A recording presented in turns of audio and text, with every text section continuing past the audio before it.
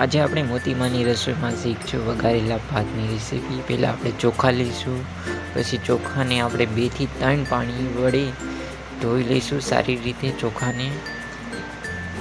પછી જો વિડીયો પસંદ આવ્યો તો વિડીયોને લાઈક કરી દેજો। પછી આપણે કુકર લઈશું, કુકરમાં તેલ લઈશું, તેલમાં રાઈ નાખશું।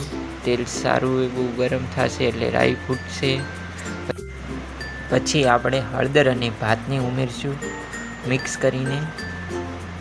પછી મીઠું નાખશું। પછી જે ચોખા રહ્યા તેમનું તે પ્રમાણે આપણે પાણી નાખશું, તેને સારી રીતે મિક્સ કરશું। મિક્સ કર્યા પછી આપણે કુકરને બંધ કરીશું। કુકરને આપણે બંધ કર્યા પછી તેમાં 2 થી 3 સીટી પાડીશું, જેથી આપણા ભાત સારા એવા તૈયાર થઈ જાય। પછી 2 થી 3 સીટી પાડ્યા પછી આપણે કુકરને ખોલશું। હવે આપણા મસ્ત વઘારેલા ભાત તૈયાર છે। વિડીયોને લાઈક, શેર અને ચેનલને સબસ્ક્રાઈબ કરો।